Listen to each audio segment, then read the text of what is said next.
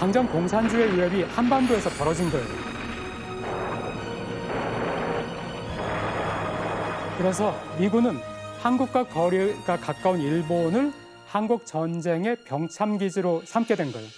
미군의 요청으로 일본 기업들은 군수품을 적극적으로 생산해내고 전쟁 물자의 대부분을 일본에서 조달을 했죠. 그 당시의 사진을 한번 보겠습니다. 공장이 완전 풀 가동이었겠네요. 첫 번째 사진은 미군에게 주문받은 조명탄을 제조하는 일본 공장의 모습이고요. 두 번째는 정비장에서 일본의 기술자들이 미군 항공기를 수리하는 모습입니다. 일본의 산업 기반은 파괴가 됐지만 2차 세계대전 당시 전투기와 전차를 생산했던 미쓰비시 같은 일본 기업들의 기술력은 여전히 살아 있었으니까요. 한국 전쟁을 기점으로 해서 그 기업들이 다시 부활할 수 있게 됐습니다. 일본 경제를 얼마큼 도와준 건가요? 그 학자들의 추산에 의하면은 직접 효과, 간접 효과를 모두 포함했을 때 36억 달러 정도의 경제 효과가 있었다. 36억 달러 정도의 경제 효과가 있었다 하는데요. 이 1951년에 일본 정부의 예산이 22억 달러였습니다. 물론 1년 만의 경제 효과는 아니고요. 그 3년, 4년에 걸친 경제 효과가 그 정도가 될 것이다라고 학자들은 추산을 하고 있습니다. 그런데 전후에 쓰러진 일본 경제를 되살린 것은 한국 전쟁뿐만이 아니었습니다. 1951년에는 샌프란시스코에서 일본 경제가 새로운 전환점을 맞게 됩니다. 샌프란시스코? 네. 모양 바르고 있네.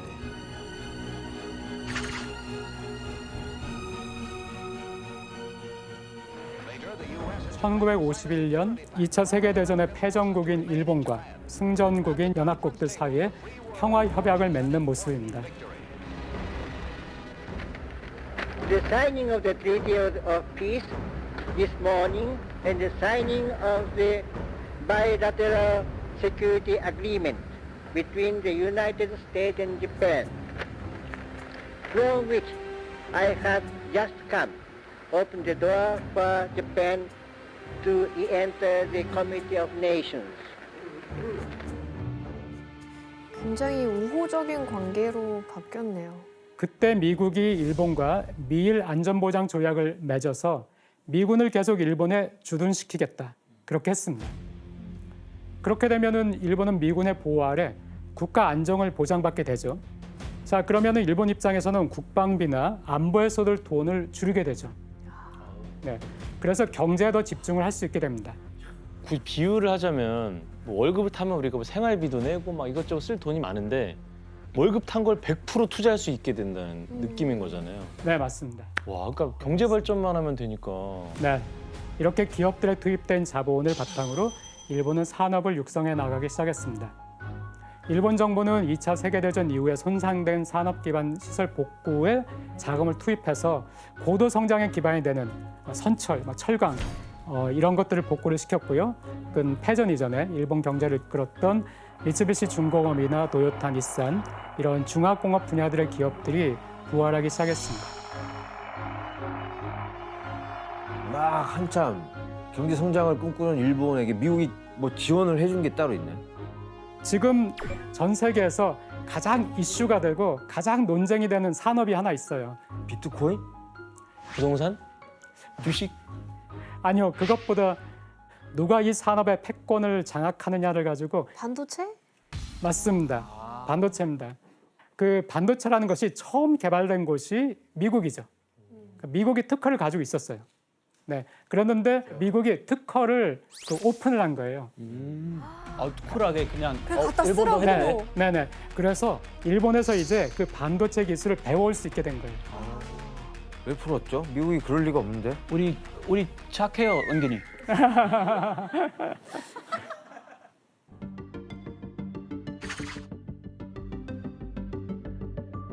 이렇게 미국의 반도체 기술을 도입한 일본 기업들이 첨단 전자제품을 만들어내면서 전자제품 산업 붐을 이끌어냈습니다.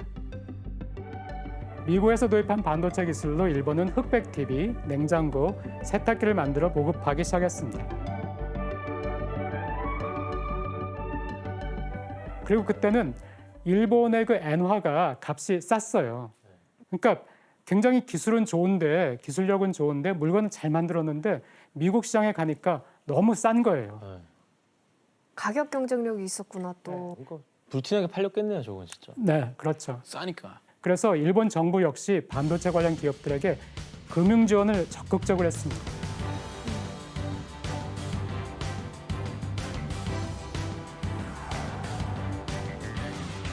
심지어 1964년에 일본이 세계 최초로 시속 200km를 달리는 초고속 열차 신칸센을 개통합니다.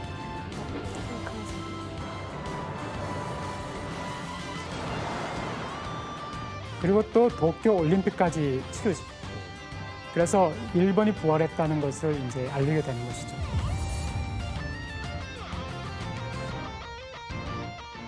(1960년에) 미국 시장을 깜짝 놀라게 한 전자제품이 하나 있었습니다. 어떤 건지 한번 보세요. 지금 제가 봐도 놀랍거든요. 뭐죠?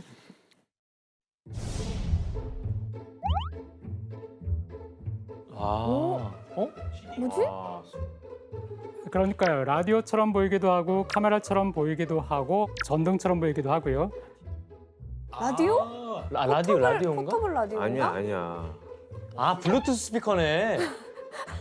저게 어디가 스피커예요? 바로 일본의 전자제품 회사였던 소니에서 나온 세계 최초의 휴대용 TV. TV야? 포터블 TV. 네. 우와. 그거 있었어요? 여기 보면 세계에서 가장 가볍다고 써 있네요. 기술력이 어마어마했나 봐요. 가격이 상당했을 거. 써 있네요. 250불이네. 엄청난 돈이네요. 아, 저걸 들고 다니면서 본 거예요? 네, 아, 저 음악 듣는 줄 알았어요. 그 TV예요? 당시의 전자제품 시장은 더 작게, 더 가볍게, 더 혁신적으로 만드느냐 싸움이었거든요. 당시 소니는 미국의 반도체 특허 기술을 도입해서 8인치의 작은 휴대용 TV를 세계 최초로 출시를 했습니다. 이 TV는 몇 달 만에 400만 대 이상이 팔렸습니다. 소니는 여기서 멈추지 않고 1968년에는 독자적인 기술로 만든 컬러 TV까지 출시를 했습니다. 아, 컬러 TV. 그리고 1979년에는 손바닥만한 휴대용 카세트 플레이어인 워크맨. 워크맨. 아, 워크맨. 워크맨 세대. 분이었죠. 다들 들고 다녔죠. 이렇게 일본의 전자제품은 편리함과 트렌드를 중시하는 시대 흐름에 발맞춰서 미국과 세계 시장을 장악하기 시작했습니다. 저렇게 막 나오고 할 때 우리나라에서도 그 메이드 인 재팬 맞아요. 하면은 뭔가 이 품질 보증 같은 것처럼 쓸 때가 있었는데 크리스 씨 미국에서는 어땠어요? 메이드 인 재팬. 제가 어릴 때만 해도 뭔가 품질 좋고 믿을 수 있는 그런 제품이 많이 나왔었어요. 그래서 집집마다 다 없는 집이 없었어요. 뭐 컬러 TV, VCR 다 일본 거였고, 이거 카메라 다 일본 거 뭐 많았고, 그만큼 미국 생활에 이 일본산 제품들이 파급력이 어마어마했어요 그때.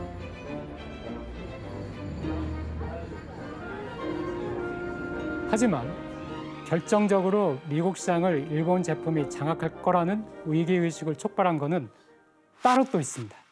그게 뭐였지? 1970년대에 전 세계 경제를 강타한 위기가 있었죠. 70년대 초에. 오일 쇼크. 바로 그렇습니다. 오일 쇼크.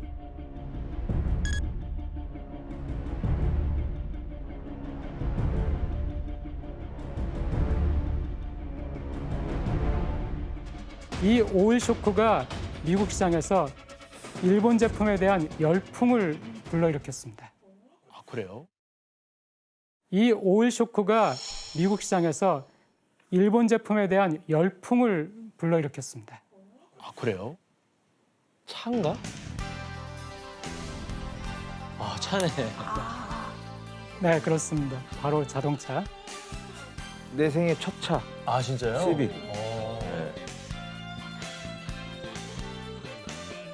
What you don't spend on gas, you can spend on other things. The better your gas mileage, the less you'll spend on gas per year. 일본 자동차 회사인 혼다가 고속도로에서 리터당 17km를 가는 연비가 아주 좋은 차를 최초로 개발을 했습니다. 이제 기름값이 비싸지는데 저 차 사면은 기름 걱정 안 하고 탈 수 있겠네 이런 생각 들겠네요. 그렇죠. 오일 쇼크 이전까지만 해도 미국 차들은 컸죠. 네, 큰 대형차들을 미국 사람들이 선호를 했죠. SUV.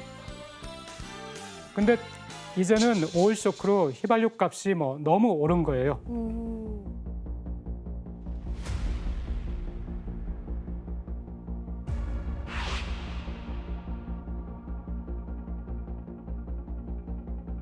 그러자 연비가 좋고 경제적인 일본의 소형차에 미국 사람들이 열광하기 시작한 겁니다.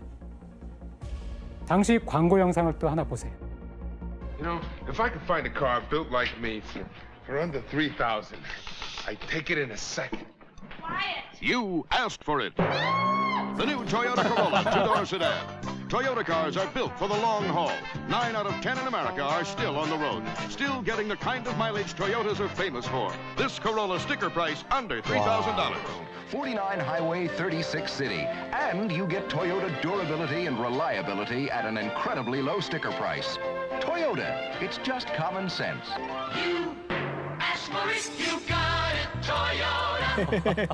굉장히 경쾌하다. 헐, 가격도 싸고 연비도 좋고.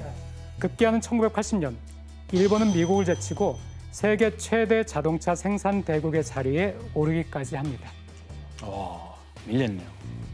이런 일본 제품이 미국에서 큰 인기를 끌면서 미국의 제조업이 전반적으로 경쟁력을 잃어가기 시작했죠.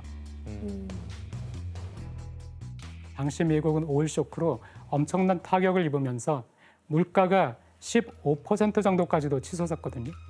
거기다가 기업의 생산성까지 낮아지면서 경기 침체가 일어나고 실업자가 늘어나니까 미국 사람들의 삶이 팍팍해질 수밖에 없었죠. 분노 게이지만 올라가네. 미국이 일본과의 그 무역에서 계속 적자가 발생을 한 거예요. 여기 보시면은 미국이 대일 무역에서 얻게 된 흑자와 적자를 보여주는데요. 야 이거 뭐 네? 흑자가 없는데요? 1964년까지는 미국이 흑자였습니다. 그랬는데 1965년에 그게 역전되면서 어느 순간부터 미국의 적자가 엄청나게 뛰죠. 계속해서 무역 적자가 이렇게 늘어나니까 자국 내 정책만으로는 이거 안 되겠다. 그래서 미국은 1985년도에 한 가지 카드를 꺼내들었습니다. 그리고 이것이 그 유명한 플라자 합의의 시작입니다.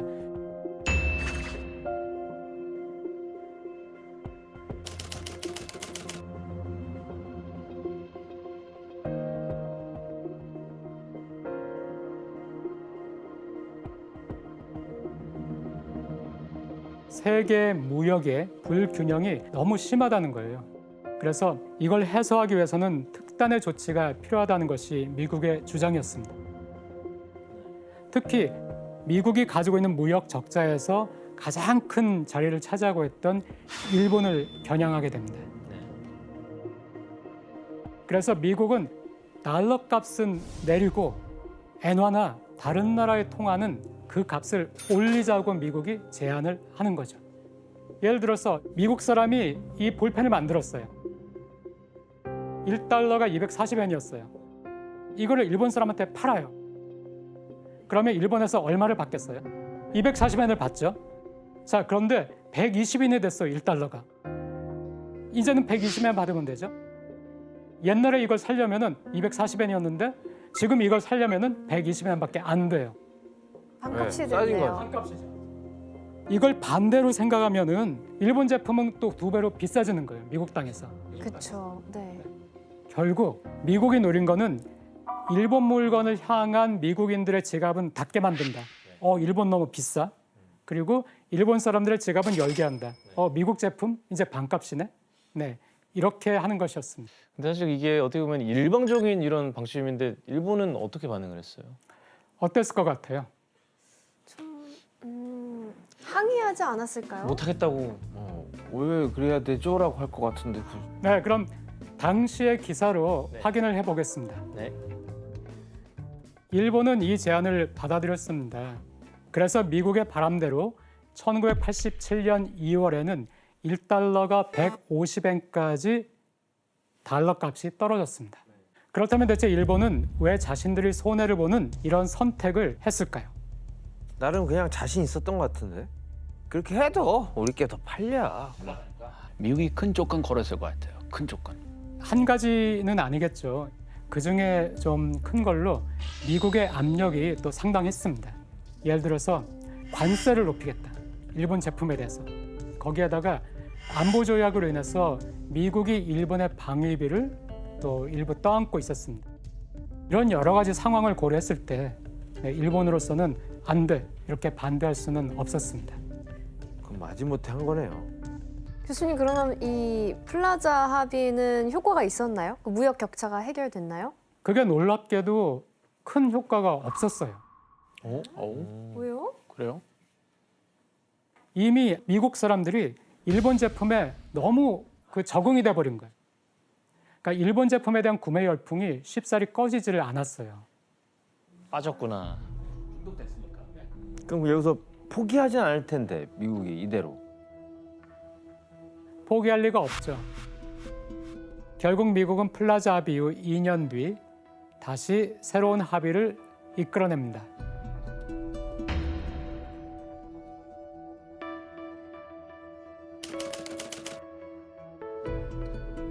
이번에는 경제대국 7위까지 나라들이 모였습니다. 미국은 일본에서 미국 제품이 잘 팔리도록 일본 시장을 더 크게 만들어 달라는 거예요. 오히려. 네, 일본 사람들이 소비를 더 많이 할 수 있도록. 금리를 낮추라 그러나? 맞습니다. 플라자 합의 때는 5%였는데 2.5%까지 낮췄다가 다시 2%까지. 네, 그 당시로서는 파격적으로 낮은 금리가 됐어요. 네. 그러면 기업이나 사람들이 돈을 엄청 빌리겠네.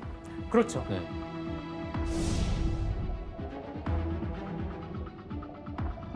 Japan, too, could help right the imbalance in the world economy by righting the imbalance in its own economy. It's time for Japan to let free the pent-up consumer demand in their nation. 교수님, 이번에는 미국의 계획이 딱 들어맞았나요? 이번엔 드디어 미국의 바람대로 미국의 무역 적자도 줄기 시작했습니다. 그런데 이 협약으로 이득을 본 것은 미국뿐만이 아닙니다. 낮은 금리로 시장에 어마어마하게 돈이 풀리면서 일본 경제도 유례없는 활기를 띠게 된 거예요. 대호황이구나. 시중에 돈이 많아지니까.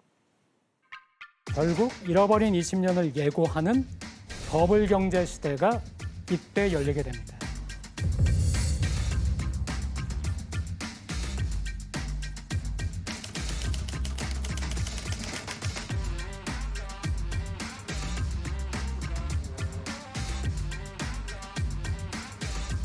수출과 내수 시장 활성화로 일본 기업들은 사상 최대의 호황을 누리게 됐고요. 정부는 금리를 낮추는 정책으로서 그 기업들을 지원했고, 이렇게 키워나간 몸짓을 유지하기 위해 일본 기업은 더 많은 인재가 필요하게 됐죠. 청년 인구가 막 느는데도 일자리가 더 빨리 느니까 청년 한 명당 일자리가 한 1.5개쯤 되는 거예요. 아. 사람보다 일자리 수가 더 많은 거예요? 그렇죠. 여기서 또 문제를 하나 낼게요. 뭐야? 버블 시대 일본 회사는 신입 직원이 입사하기도 전 하와이 등으로 장기 여행을 보내주기도 했는데요. 그 이유는 무엇일까요? 와, 하와이. 근데 이거 좀 쉽지 않나요? 정답. 네, 합격하고 나서 혹시 도망갈까 짤까 봐? 봐. 일단 여행을 보내놓고 보는 거죠. 정답입니다. 아, 다른 회사 면접 보지 말라고. 하와이 가 있어. 일본에 있지 마.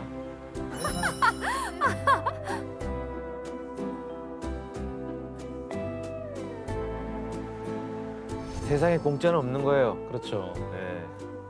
그러니까 저렇게 모셔가려고 할 정도면 사실 그러네. 급진이 모셔가는 거네요. 취업문이 활짝 열렸던 버블 경제 시기에는 기업들이 인재를 데려가기 위한 경쟁이 굉장히 치열했습니다. 들은 얘기인데 그냥 면접만 봐도 돈 줬다고 그러던데요. 어떻게 하세요? 와. 네, 맞습니다. 네, 교통비를 줘야 돼가지고 만 원에서 한 5만 원 정도를 줬다고 해요. 면접 보러 오면. 10만 원에서 50만 원을? 그렇죠. 취직 안 하고 면접만 보러 그런 다녀도 데들도 있었어요. 심지어는 면접을 보러 온 사람들을 고급 술집에 데려가서 값비싼 술을 사주면서 우리 회사 들어와. 이렇게 하는 회사들도 있었습니다.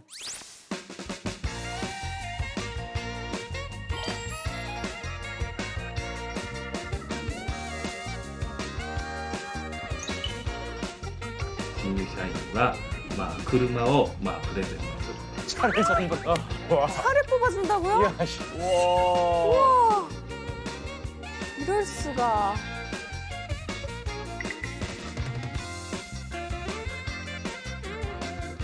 あなたと約束をしたよな。内定すれば絶対逃げないと。 야, あな 이거 た逃げませんって 취업하라고. 言ったじゃん。 야, 이거 와. 영상을 보니까 어떠세요? 완전 가불이 바뀌었는데요? 좋은 인재를 잡아두려고 하다 보니까 연봉도 점점 높아졌어요. 아, 좀 통이 컸어. 부러워요. 뭐 신입 사원들은 신났네요. 반대로 이제 기업 입장에서는 인재 구하기 힘들고. 하지만은 낮은 금리로 시작된 내수 시장의 확대가 결국에는 일본의 도구로 작용을 하게 됩니다. 그렇지.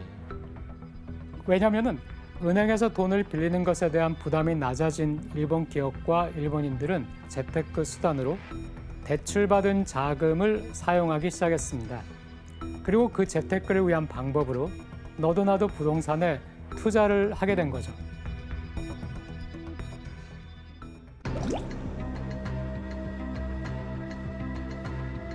금리가 낮으니까 이제 낮은 금리로 2% 정도, 3% 정도로 대출을 받아서 이걸로 부동산을 사두면은 부동산 가격은 10%, 20%씩 뛰니까. 네. 그러니까 이 부동산은 뭐 불패다, 절대 떨어질 일이 없다. 하니까 안전한 데다가 수익도 좋으니까 부동산에 투자를 하게 됩니다. 그게 저금리 시대였기 때문에 더 가능한 거였네요. 그렇습니다. 그러면은 부동산을 살 때 어느 땅에 가장 먼저 투자를 하려고 하겠나요? 도쿄죠 뭐. 그렇죠. 아, 수도권. 도쿄의 땅값부터가 천정부지로 뛰기 시작했습니다. 얼마나 올랐는지 한번 보시겠습니다. 네.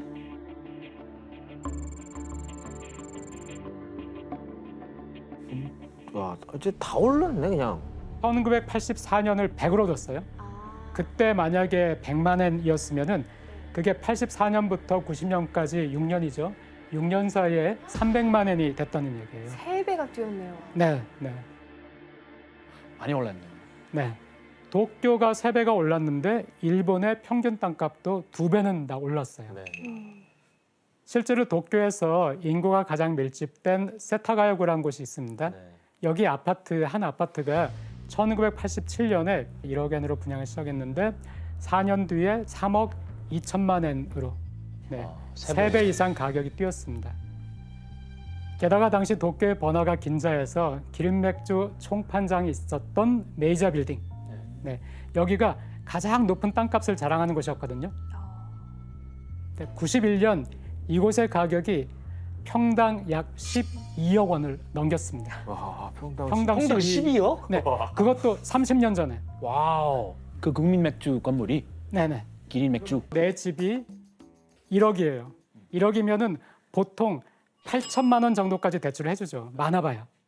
그런데 그게 아니고 1억인데 120%, 1억 2천까지 대출을 해주는 거예요. 그러니까 앞으로 상승할 것까지 고려해서 대출해 주는 거네요. 그렇습니다. 아, 가격보다 더 많이. 네, 근데 그게 투기를 부추게 해요?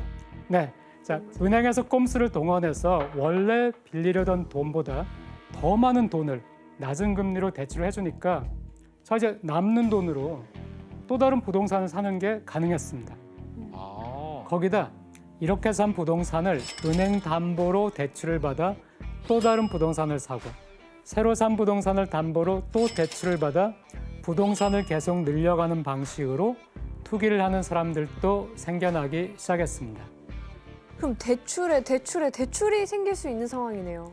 그런 상황이었습니다. 너무 위험한데? 아야 씨도 이런 이야기 들어보셨죠? 네네. 그 당시에 은행끼리 경쟁이 붙어서 부동산 담보대출을 2%의 금리로 대출해주겠다라고 어느 은행에서 하면 다른 은행에서는 1.5%의 금리로 대출을 받을 수 있게 해주겠다 이런 식으로 해서 경쟁을 했었다고 해요. 은행끼리 경쟁을 했구나. 그런데 이런 현상이 지속이 되면은 여기에는 부작용도 있죠. 도쿄의 땅값, 집값, 거기에다가 외곽집까지 집값이 점점 오르니까 집이 없는 사람들은 벼락까지 된 거죠. 서민들은 도쿄에서 절대 못 살 거 아니에요. 그렇죠. 꿈도 못 꾸네요. 그렇죠. 그때 일본의 수도인 도쿄는 뉴욕, 런던과 함께 세계 3대 도시 중 하나로 떠오르면서 도쿄 땅을 팔면은 미국 전체를 살 수 있다. 전체를. 들어봤어요. 또 도쿄 중심가의 항공을 팔면은 캘리포니아 전체를 살 수 있다. 아유. 네, 이런 믿기 어려운 그런 얘기들이 그때는 넘쳐났었습니다. 그럼 이렇게 부동산 가격이 오르는데 대책은 뭐 없는 건가요? 그때는 5.2%였던 GDP의 실질 증가율이 3.3%까지 떨어졌었거든요. 근데 이제 금리를 낮추고 내수 경기를 막 활성화하고 이렇게 하다 보니까 이 실질 GDP의 증가율도 4.7%, 6.8% 이렇게 오르고 있었어요. 그러니까 경제도 좋아지고 하니까 일본 사람들이 자신감이 있어서 이거를 극단적인 버블이라고까지 생각을 못했고 또 일본 정부에서는 금리를 내렸으니까 일본 기업들이 기술 투자하고 설비 증진하고요. 이렇게 하면서 경제가 더 발전할 거라고 생각했는데 기업들까지 부동산 투기에 나선 거죠. 그리고 재미있는 것이 이런 부동산 투자가 일본 국내에서만 있었던 것이 아닙니다. 해외 부동산도 막 사들이나요? 아, 맞아요. 네, 그렇죠. 해외에서. 바로 그중 한 곳이 미국이었습니다. 하와이 많이 샀지. 와, 맞아요. 그 우리 아빠한테 많이 들었던 것 같아요. 그 당시에 일본 사람들한테, 일본 회사한테 땅이 엄청나게 팔렸다. 네. 특히 와이키키 해변의 호텔과 콘도의 60%가 일본인 소유였다고 하고. 대단하다. 그리고 하와이는 조금 그 아픈 역사 있잖아요. 그 진주만 공습당했던 땅이니까 이제 일본인의 땅이 일부가 되니까 조금 더 화가 났던 분들이 많았던 것 같고. 네. 그리고 일본 기업들은 1986년을 시작으로 뉴욕의 티파니 빌딩, ABC 본사 등 미국 중심가에 있는 상징적인 건물까지 사기 시작했습니다.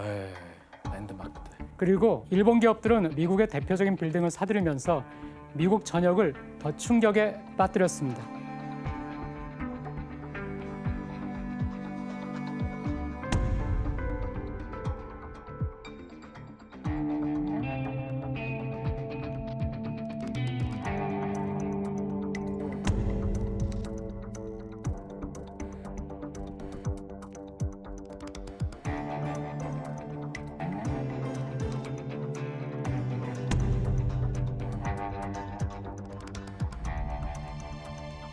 (1990년에) 주가가 더 상승한다고 예측을 했습니다. 하지만 1990년 새해가 되자마자 주식은 곤두박질 치기 시작했습니다.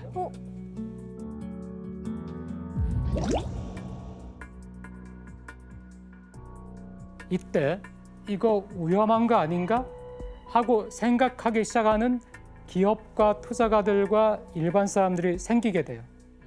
그래서 이 사람들이 아우 됐어, 이 정도 돈 벌었으면 됐어, 나는 여기서 팔겠어 하는 사람들이 생겼는데 여기서 팔겠어 하는 사람들이 점점 대세가 되면서 주가가 곤두박질을 치기 시작했습니다.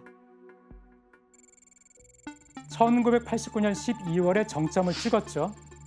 그 뒤부터 무섭게 떨어지죠. 2만 이하로 떨어진 다음에서야 거기서부터 이제 횡보를 하죠. 근데 더 이상 올라가지를 못하고 있습니다.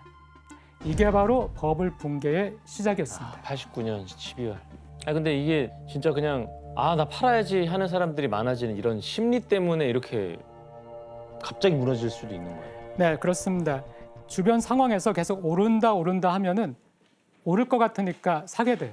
맞아요. 네, 그런데 한 번 떨어져 가지고 위험을 감지하면은 그때는 빨리 팔아야 되겠다. 네. 이렇게 되는 것이거든요. 불안해서. 근데 저는 이 원리를 잘 이해를 못해서 어려운데 네. 팔아서 저런 상황이 네. 온다고 하면 네. 누군가는 살 거 아니에요. 그렇죠. 사는 사람보다 파는 사람들이 더 많으면은 거래는 이루어지지만 가격은 떨어지면서 거래가 이루어지는 거예요. 가격을 낮춰서 그렇구나. 그렇죠. 가격이 떨어지면서 거래가 이루어지는 거예요. 그런데 그 일본의 중앙은행은 이제 이게 버블이라고 판단을 한 거예요. 그래서 금리를 계속 올려가지고 6%까지 올리고 대출 규제를 더 강화를 한 거예요.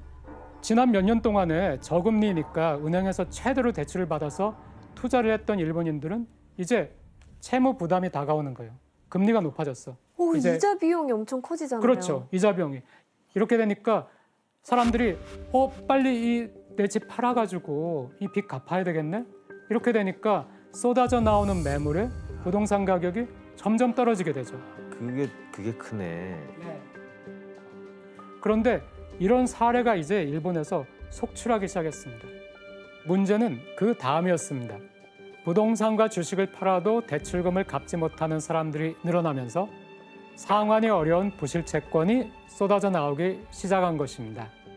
이 부실채권의 규모가 93년에 약 13조 엔에 달했다는 보고가 있고요.